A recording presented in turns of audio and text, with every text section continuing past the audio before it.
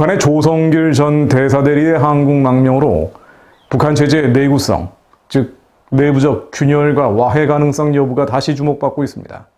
조 대사대리는 2018년 11월 로마에서 잠적했고요. 서방국가 망명설이 돌았었죠. 그런데 지난해 7월 한국에 들어온 것으로 알려졌습니다. 그는 유럽에서 김정은의 사치품 조달을 책임져온 인물입니다. 전방위 대북 제재로 그간 사치품 등 물품 조달에 차질을 빚었고 이에 처벌이 두려워서 잠적했다는 가능성이 언론에서 제기된 바가 있죠. 조 대사대리는 고위급은 아니라고도 볼 수 있지만 아버지와 장인이 모두 대사를 지낸 외교관 집안, 북한의 특권층 출신입니다. 특히 북한은 이탈리아를 통해서 유럽으로 영향력을 확대한다는 외교 전략이 있죠.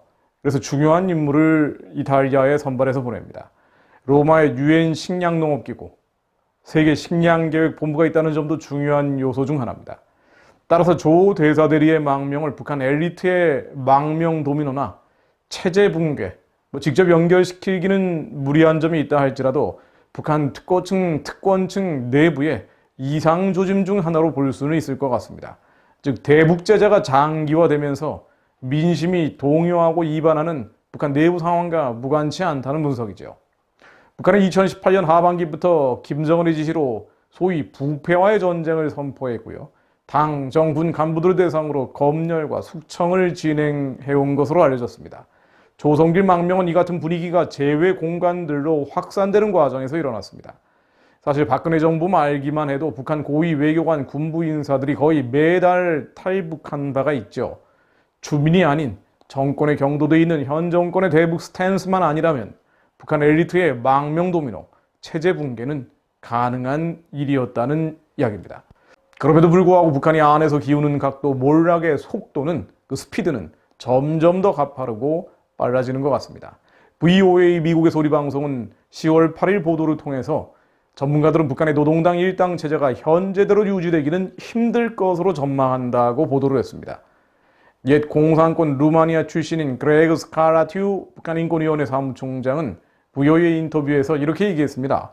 외교관 등 북한 고위급 인사의 해외 망명 사례를 예로 들면서 노동당 붕괴가 멀지 않은 것으로 보인다라고 말이죠.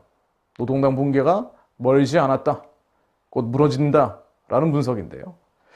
김정은 집권 이후에 고위 간부들, 특히 고위 외교관이나 외화 조달 업무를 담당하는 무역 관리 등의 탈북이 과거에 비해서 상대적으로 더 많다는 것이 근거입니다. 이런 사실들은 북한 내부에서 당과 정권의 미래에 대한 믿음이 사라지고 있음을 암시한다고 스칼라투 사무총장은 말했습니다. 실제로 남한 정권이 아무리 북한 붕괴를 막기 위해 몸부림을 쳐도 세계적 차원의 대북 제재가 계속된다면 평양 정권은 오랜 기간 버티기가 어렵다고 봐야겠죠. 그리고 내부적 와해의 시작은 엘리트의 국외 탈출이 될 것입니다. 10월 7일 미국의 존 맥케인 연구소가 화상회의를 주최한 내용을 보면요. 맥마스터 전 국가안보보좌관은 북한 정권이 상당히 약해지고 있다라는 표현을 쓰면서 내부의 균열, 와해 조짐을 지적을 했습니다. 그는 최근 한국 업지도 공무원 사례 관련해서 김정은이 한국에 사과한 것과 관련해서 이것은 매우 드문 일이라며 북한 내부의 문제점 때문이라는 언급을 했죠. 또 김정은이 종종 사라지고 있다, 즉 공식석상에서 사라지고 있는 점을 지적하면서 코로나19가 유엔의 대북 제재를 집행하는 최고의 메커니즘이 됐다라며 이를 통해서 북한 정권이 약해지고 있다고 주장을 했습니다. 즉 기존에 유엔 제재가 5건이나 걸려 있기 때문에 내부적으로 여러 가지 어려운 점들이 많은데 코로나19가 이것을 더 증폭시키고 있다는 이야기입니다. 또 평양에 새로운 계층이 부상하고 있다면서 이들은 북한의 부패한 전체주의 체제에서 혜택을 누리며 잃을 것이 많아진 사람들이고 이들이 부상하는 것 역시 북한 정권을 약화시키는 요인이 될 수 있다고 말했습니다. 제가 좀 더 부가적인 설명을 드리자면 북한의 새로운 계층, 즉 안에서 일종의 신흥 부유층들이 나오고 있고 이들이 김정은에 대해서 여러 가지 껄끄러워한 점들이 많아지면서 김정은 정권을 대체할 수 있는 세력이 될 수 있다는 언급이라고 볼 수 있습니다. 맥마스터 전 보좌관은 트럼프 대통령 취임 직후인 2017년 2월부터 2018년 4월까지 미국의 제26대 백악관 국가안보보좌관으로 활동했던 인물이죠.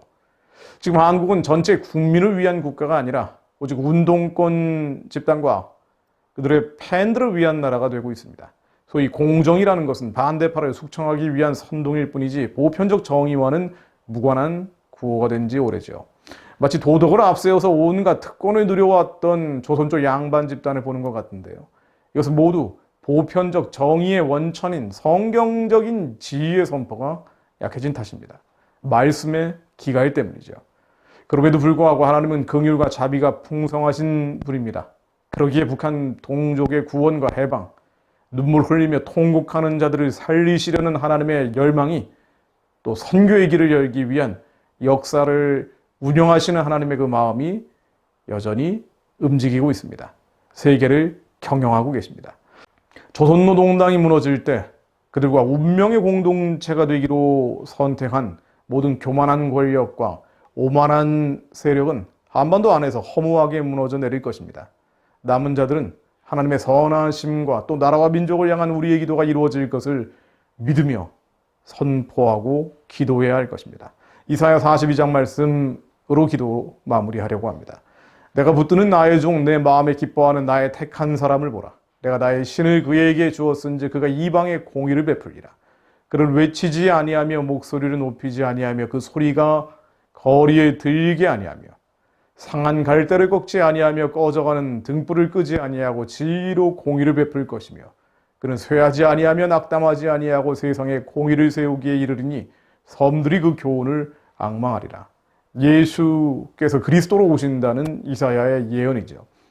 예수 그리스도는 상한 갈대를 꺾지 아니하시며 꺼져가는 등불을 끄지 아니하시는 분입니다. 아무리 약하고 연약한 자라 할지라도 하나님께서는 불쌍히 여기시고 긍휼하고 가련히 여기시는 분입니다. 그 하나님의 마음을 대변하는 기도자들은 주님의 마음이 북한 땅에 이루어질 수 있도록 상한 갈대와 같이 꺼져가는 등불과 같이 눌려있는 2,500만 백성들이 하루빨리 해방되고 구원받을 수 있도록 기도해야 합니다. 하나님 아버지, 주님께서는 상한 갈대를 꺾지 아니하시며 꺼져가는 등불을 끄지 아니하시는 분임을 알고 있습니다. 지혜로 공의를 베푸는 분이시며 세상에 공의를 세우시는 분이시니 하나님의 공의가 이 한반도 전역에서 이루어지게 하시고 가짜 공의, 가짜 정의, 가짜 공정을 앞세워 하나님의 말씀을 대적하는 모든 교만한 세력들, 오만한 권력들이 예수 그리스도 이름 아래 낮아지게 하옵소서. 무엇보다 하나님, 자신이 하나님이라고 주참칭하고 있는 평양의 우상 숭배 체제가 이제 끝으로 가고 망해가고 있는 사인들이 너무나 분명하게 보이게 해주시니 감사드립니다. 하나님, 저 어둠의 세력들, 저 흑암의 정권이 예수 그리스도 이름으로 평화적으로 무너지게 하시고 북한에 하나님을 두려워하는 자들이 새로운 지도자들로 세워질 수 있도록 주님께서 예비시키시고 훈련시켜 주옵소서. 하나님, 이게 새 일을 행하시고 새로운 길을 사막 위에 만들어 주옵소서. 주님의 기적이 한반도 위에 이루어지게 하옵소서.